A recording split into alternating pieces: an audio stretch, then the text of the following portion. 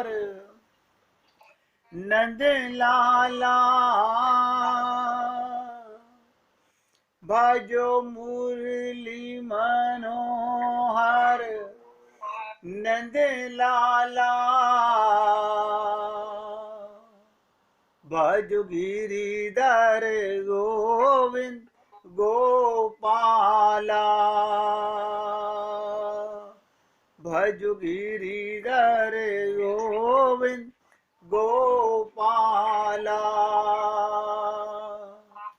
भजो मुरली मनोहर नंद लाला भजो मुरली मनोहर नंद लाला भजो गिरिधर गोविंद गोपाला भजो गिरिधर गोविंद गोपाला बोलिए वृंदावन बिहारी लाल की जय जय जय श्री राधे जय जय श्री राधे। सभी भक्तों से निवेदन, सत्संग के प्रत्येक शब्द को बहुत एकाग्रचित होकर हृदयंगम करने का भरसक प्रयत्न कीजिए। आप और हम लोगों को भगवान ने बहुत सुंदर मौका दिया है भगवत प्राप्ति का। संत महात्माओं गुरुओं के माध्यम से ये ज्ञान भी हमें प्राप्त हो गया कि इस देह में हरि मिलत है। आगे के लिए कहाँ नहीं गया वो आप स्वयं अंदाजा लगा सकते हैं। मिलने को एक परमात्मा है और बिछुड़ने को ये शरीर और संसार है।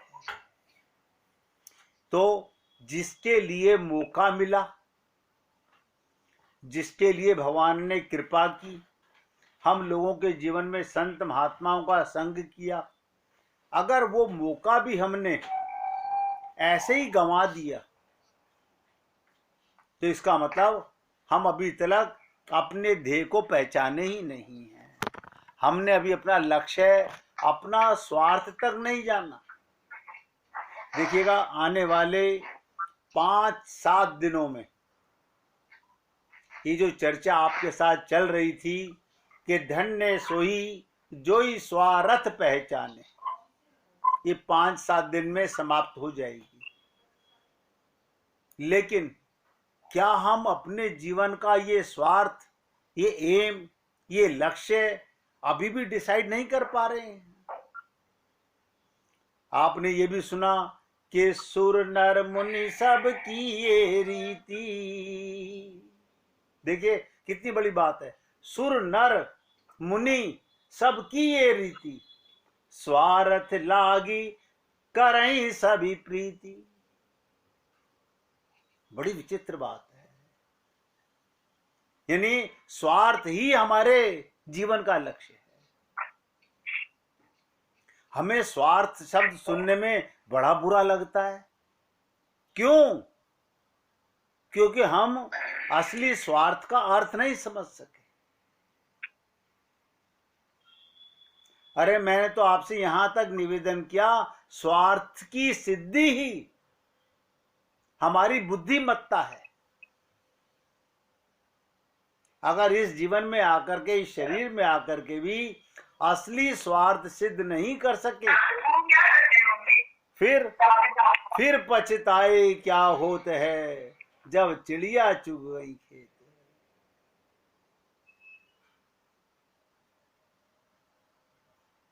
विवेक है, और ये ऐसा विवेक है, चाहे गलत साइड में हो चाहे सही साइड में हो, नेचुरल प्रत्येक व्यक्ति स्वार्थ के लिए ही वर्क करता है। ये भी आपसे कहा गया। आप एक सेकंड भी बिना स्वार्थ के काम नहीं करते।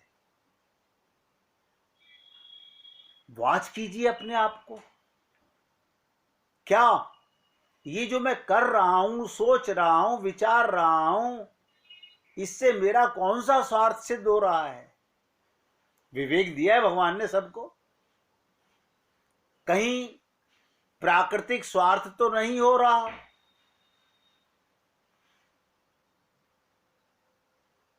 क्या मैं अभी भी इस बात को नहीं समझ सका कि बचा हुआ समय, बचा हुआ एक एक क्षण अब तो कम से कम गुरु और भगवान के साथ लगा ले। अरे जितना जीवन हमारा गया वो तो गया, उसका मलाल करने का, पश्चाताप करने का उसका कोई लाभ नहीं है, बल्कि जितना समय आप पश्चाताप करने में बिताएंगे उतना समय और किल कर देंगे। अब तो जागने का मौका है।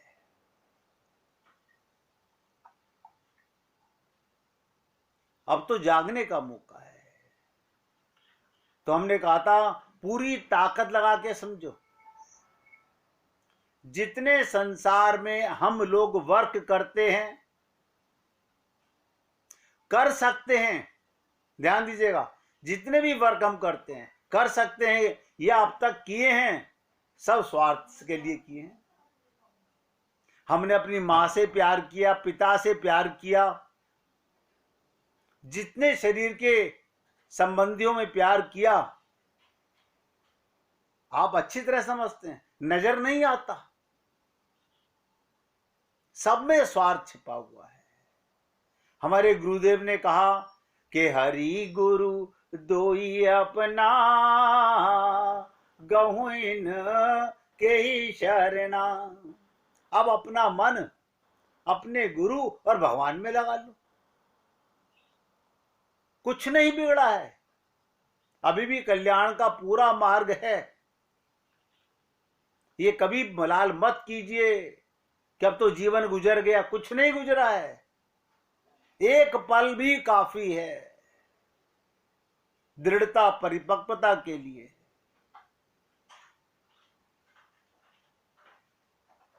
हमने संसार में जिससे भी प्रेम किया, प्रेम शब्द नहीं समझ सके, किया स्वार्थ से, लेकिन प्रेम का मतलब क्या होता है? देना।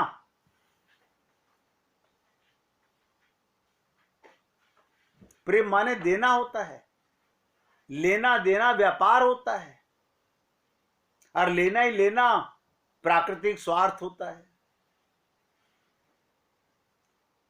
ऐसा नोट कीजिएगा, कोई भी जीव बिना स्वार्थ के कोई भी काम कर ही नहीं सकता। मेरे दिमाग में एक दिन घुस रहा था, फिर ये निस्वार्थ शब्द क्यों है? एक एक शब्द पे ध्यान दीजिएगा। 4 दिन बाद में आपकी सेवा का मौका मिला है, बोलिए। इसका मतलब गुरुजी स्वार्थ है मोटिवेशन। हाँ, अरे निस्वार्थ माने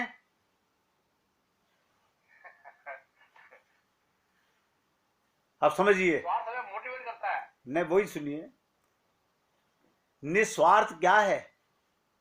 निस्वार्थ है संसार की सेवा, और असली स्वार्थ है भगवान से प्रेम। तो प्रेम तो स्वार्थ ही होना चाहिए, और संसार की निस्वार्थ सेवा होनी चाहिए। देखिएगा, किसी दिन भी मैं आप सब लोगों के साथ में मैंने कहा था एक गोष्ठी रखने वाला हूं। मैंने ये भी निवेदन किया था कोई भी अपने घर रख सकता है। उस दिन सिर्फ आप लोगों से प्रश्नावली होगी। मैं देखना चाहता हूं कि आप पुण्य आत्मा कहां तक आगे बढ़ गई हैं। इससे क्या होगा, सबको पता चलेगा अपने बारे में कि हम कितने पानी में अभी तैर रहे हैं। अभी तो हम अपने आप को कितना रीड कर पाते हैं समझ नहीं पाते। जब एक साथ बैठेंगे तो इस पर चर्चा करेंगे। तो मैंने कहा कोई संसार में जीव ऐसा नहीं जो स्वार्थ के लिए काम नहीं करता, कर नहीं सकता। आप काम ही नहीं कर सकते बिना स्वार्थ के, संकल्प भी नहीं कर सकते, वर्क करना तो बहुत दूर की बात है। इसलिए कहा गया, सुर नर मुनि सब की ये रीति, अर स्वार्थ लागी करई सभी प्रीति। जहां आपका स्वार्थ होगा वहां ही आप प्रेम करोगे। अब माना कि हम अज्ञानी थे, मैं तो अपने आप को सबसे बड़ा मूढ़ मानता हूं। जब तक गुरु जीवन में नहीं थे हम बहुत मूढ़ थे, क्योंकि हमें असली स्वार्थ का पता ही नहीं था। क्यों क्यों नहीं पता था? हमें स्वयं का ही नहीं पता था, तो अर्थ का क्या खाक पता होगा? जब असली स्वयं का ज्ञान हुआ कि मैं कौन हूं, तभी समझ में आया मैं का अर्थ क्या है। जितना हम शरीर को स्वस्थ, शरीर की रक्षा करने पर ध्यान देते हैं, उतना ध्यान यानी जो मिट रहा है उसे बचाने में लगे हुए हैं, और जिसको पाने के लिए मौका मिला उसे गंवा रहे हैं। किसी से पूछा गया कि भगवान सबसे जल्दी किस चीज से रीझते हैं?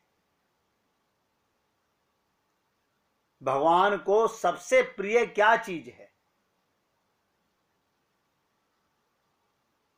हमने एक दिन आपसे पहले भी निवेदन किया था कि नाम लेते ही मुसलसल बह चले अश्कों की धार। उसका नाम सुनते ही, ध्यान दीजिएगा, उसका नाम सुनते ही आंखों से आंसू बहने लगे, रुके नहीं। क्या मतलब? भगवान को आपके पुष्प चढ़ाना, आपका भोग लगाना, भगवान के लिए आप जो भी कुछ करते हो, ध्यान दीजिएगा, वो अपने खुशी के लिए करते हो, ये मानकर कि भगवान को अच्छा लग रहा होगा। लेकिन भगवान को असली अच्छा क्या लगता है? आपको अगर प्रभु का नाम सुनकर आंसू आ जाएं, अगर आपको उसके नाम को लेकर आंसू आ जाएं, जो जिंदगी की वही पल सार्थक है। समझिएगा, आपके जीवन का सबसे सुनहरा पल कौन सा गुजरा? जब प्रभु के लिए आंसू आए, अपने गुरु के लिए आंसू आए। ये सोच के देखिएगा, ये प्रेम की परिभाषा बता रहा हूं। आंसू कब आएंगे? जब उसको पाने की तड़प हो, उसका नाम सुनते ही हमसे रहा ना जाए, तो जिंदगी की यही पल सार्थक है, मंगलदायी यही पल है। ये पल प्रभु की कृपा है, ये पल उनकी करुणा का प्रसाद है। भगवान ने सब पे करुणा की, सब पे कृपा की। हमने अपना पात्र उल्टा कर रखा है, वरना तो सत्संग के अंदर आग होनी चाहिए कि मन इधर से उधर तस से मस ना हो, क्योंकि मेरे प्रीतम की चर्चा है, मेरे हृदयेश्वर, मेरे परमेश्वर, जिसको पाने के लिए मौका मिला, उसकी चर्चा है। और ऐसे सत्संग में भी हमारा मन भ्रमित रहता है। आप बुरा नहीं मानेंगे, आप लोग ध्यान से सुनिएगा। आप देखोगे घर के अंदर ही कोई भी आवाज दे, कोई भी कुछ बोले,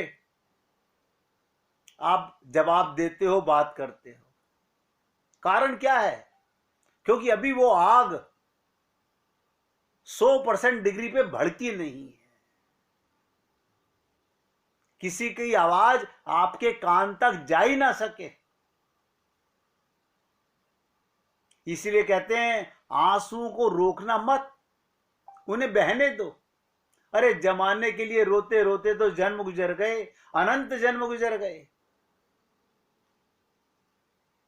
उन आंसुओं में ध्यान दो। आज एक और नई बात बता रहा हूं, अंतःकरण को शुद्ध करने का यही एक औषधि है। जितना अपने भगवान के लिए रोगे उतनी जल्दी हृदय शुद्ध होगा। क्या मतलब? उन आंसुओं में कूड़ा करकट सब बह जाएगा। ये कूड़ा करकट क्या बता रहे हैं आप? आंख में कोई कूड़ा करकट है? ना ना, मैंने तो हृदय की पवित्रता की बात कही है। हृदय का जो मैल है, हृदय में जो हमारे ये संसार भरा हुआ है।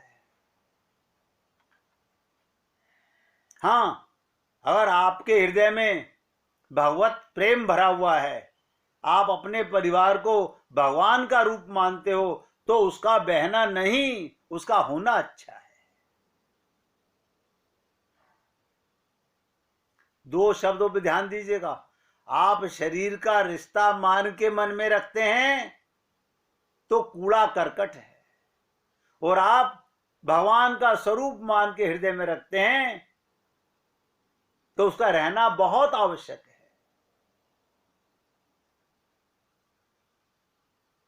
इससे क्या होता है? आंसुओं से आप तरोताजा अनुभव करोगे, तरोताजा अनुभव करोगे। जितना पात्र शुद्ध होगा, जितना आईना शुद्ध होगा, उतना साक्षात्कार, उसकी अनुभूति नित्य प्राप्त है। कमाल की चीज देखो, नस नस में फड़क रहा है, सांसों में बह रहा है, हर पल अपने होने का प्रमाण दे रहा है। और उसको कहते हो कि कैसे पाएं? उसके लिए कहते हो कि क्या करें? यानी जिसने अपने होने का प्रमाण कभी आज तक बंद नहीं किया। अब आप कहो कि मेरे घर में लाइट जल रही है, मैं कैसे अनुभव करूं कि लाइट जल रही है कि नहीं जल रही है? आप बताइएगा। आपके घर में लाइट जल रही है तो आपको पता ना मीटर चल रहा है। ऐसा हुआ कभी लाइट जल रही है अब मीटर नहीं चल रहा? लेकिन प्रभु के बारे में हम फील नहीं कर रहे, अनुभव नहीं कर रहे। अनुभव करोगे तो दर्द पैदा होगा कि प्रभु, यही बात अर्जुन ने गीता के 18वें अध्याय के 73वें श्लोक में कही थी, स्मृति लब्धा मोह नष्टम। हे केशव, मुझे आपका अपना संबंध पता चल गया, अब ये संसार का मोह समाप्त हो गया। और मैंने कहा इससे आप तरोताजा अनुभव करेंगे, जैसे कोई स्नान हो गया। आंखों से आंसू बहाने पर कंजूसी मत कीजिए। यही एक वो मोल है, यही वो प्रसाद है, यही वो प्रार्थना है जो भगवान को सबसे ज्यादा प्रिय है। मैं तो आपसे निवेदन कर सकता हूं, और ऐसा संसार में कोई जीव नहीं है जिसे रोना ना आता हो। कोई नहीं ऐसा। बस इतना फर्क है कि रोना आता किसके लिए है। बहने दो इन आंसुओं को, निकलने दो बाढ़ की तरह भगवान के लिए। ये आंसू भीतर की उमड़ती रसधार का प्रमाण है। यही तो तुम्हारा प्रेम पत्र, यही तुम्हारी प्रार्थना है, यही तुम्हारा प्रेम है।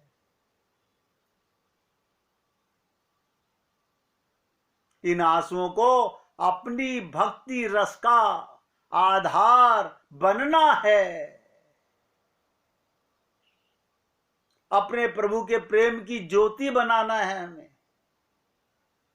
अभी भी आप कहो कि किसी दिन हमें भगवत प्राप्ति का कोई तरीका बताओ, अब मैं क्या बताऊं? इससे सस्ता कोई तरीका है? सबके हृदय में आंसू हैं, भरे हुए हैं, प्रेम है, समझ का फर्क है केवल।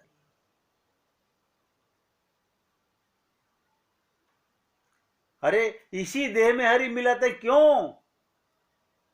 ये ज्ञान प्रधान शरीर है। हम अपने को बहुत ज्ञानी मानते थे, लेकिन मालूम पड़ा हम तो मूर्ख निकले। जब गुरु के सामने खड़े हुए और गुरु ने इतना सा पूछा कि अपना परिचय दीजिए, तो धिक्कारने लगे। इतनी उम्र तक ये नहीं पता कि मैं कौन हूं। जब मैं का ही पता नहीं तो मेरे का कैसे पता चलेगा? इसीलिए मैंने आपसे निवेदन किया, इन आंसुओं को अपनी भक्ति रस का आधार बनाओ। अब मेरे शब्द आपके सामने कोई कठिन हो तो आप मुझे बताओ कि मैं कोई कठिन शब्द बोल रहा हूं। मैं तो कह रहा हूं जीवन का सार यही है, भक्ति रस का आधार यही है। अपने प्रभु की ज्योत बनाओ कि उसका ध्यान करते ही, उसकी लीला सुनते ही, उसका नाम लेते ही आंखों में आंसू आने लगे, आंखें डबडबाने लगे। आप सोचिएगा कि जब उद्धव आए होंगे ब्रज के अंदर, सोचने से रोना आना चाहिए कि नंद बाबा क्या कह रहे हैं कि उद्धव, यशोदा को डिस्टर्ब मत करना, वो लाला को अभी भी पालने में सुला रही है।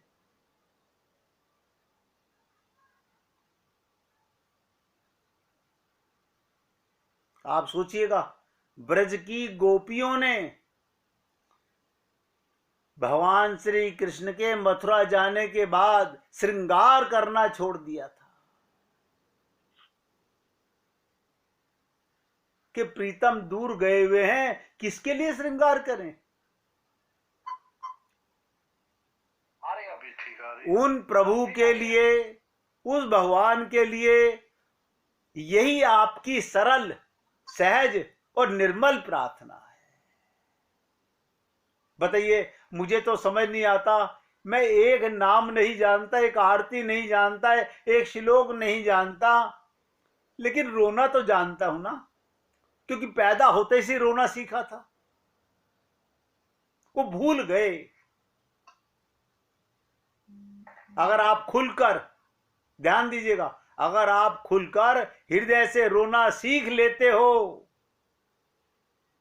तो समझो इससे आगे कुछ नहीं चाहिए।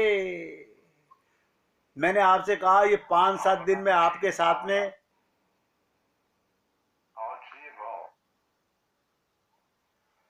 तो इसके लिए भाव चाहिए। भैया ने कहा ना, लेकिन भाव कब पैदा होगा? जब संबंध का ज्ञान होगा, जब हम संबंध मानेंगे।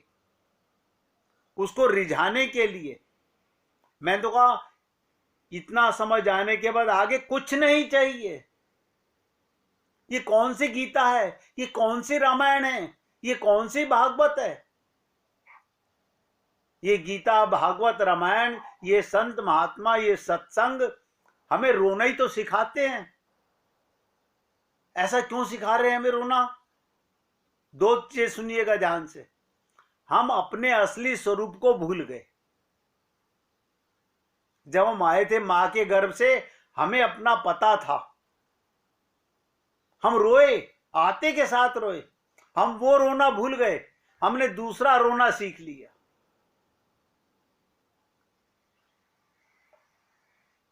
और मैंने आपसे इतना ही निवेदन किया, क्योंकि रोते रोते ही उसके साथ हंसना आ जाएगा। जिसके साथ रोगे ना, जिसके लिए रोगे, उसी के साथ हंसना, उसी के साथ जीना सीख जाओगे।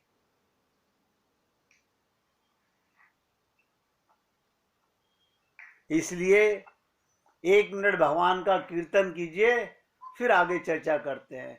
कीर्तन भी जब करते हो तो भगवान को अपने सामने खड़ा करो और फिर कीर्तन करो। हरि